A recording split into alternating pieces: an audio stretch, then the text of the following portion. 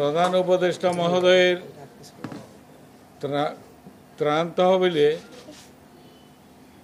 আমরা গত 1 অক্টোবর, আজকে তো 1 অক্টোবর না, 27/8/24 থেকে 200 বিভিন্ন সংগঠনের পক্ষ থেকে 83,43,28,008 টাকা 53 পয়সা আমরা গ্রহণ করেছি ইতিপূর্বে। এইটা অনেক সংগঠন দিয়েছে তাদের একদিনের বেতন, এই সমস্ত কারণে এই পয়সাগুলো এসছে।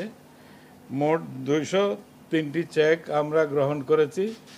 আজকে এখানে আমরা সমন্বয় পরিষদ কর্তৃক সংগৃহীত ত্রাণের অর্থ প্রদান করার জন্য তারা এখানে এসছে।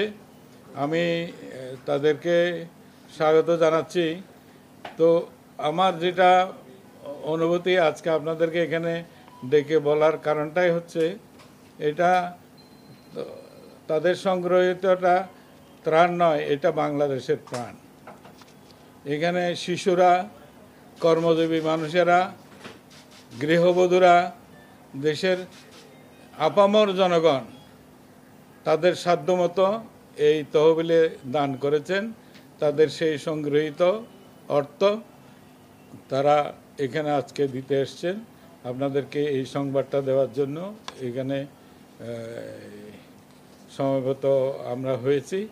আমি এখন এই চেকটা গ্রহণ করব।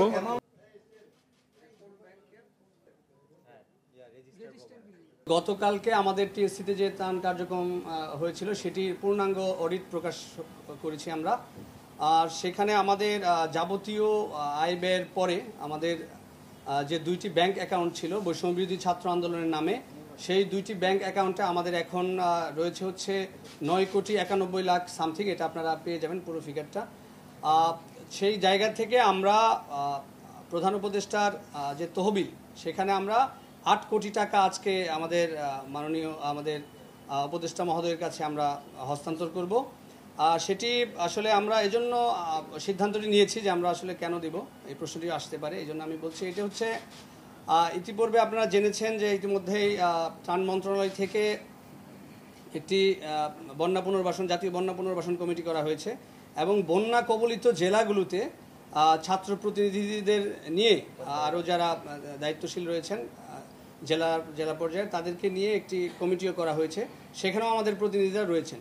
তো আমরা চাচ্ছি যে এই যে অর্থ, সেটির যে সঠিক ব্যবহার, পুনর্বাসনের যে সঠিক ব্যবহার, সেটার পর্যাপ্ত যে ব্যবস্থাপনা সেটি সরকারের রয়েছে, ত্রাণ মন্ত্রণালয় রয়েছে। সেই জায়গা থেকে আমরা চাই আমাদের এই টাকাটি তাদের মাধ্যমে সাধারণ মানুষের যে পুনর্বাসনের যে প্রক্রিয়াটি সাধারণ মানুষের কাছে যাতে পৌঁছে যায়। এখানে যেহেতু আমরাও প্রতিনিধি হিসাবে রয়েছি, আমরাও ওয়াচডগ হিসাবে আমরা এটার আমাদের জায়গা থেকে আমরা তদারকি করব। আশা করি তারাও আমাদের সহযোগিতা করবেন, আমরাও তাদেরকে সহযোগিতা করব।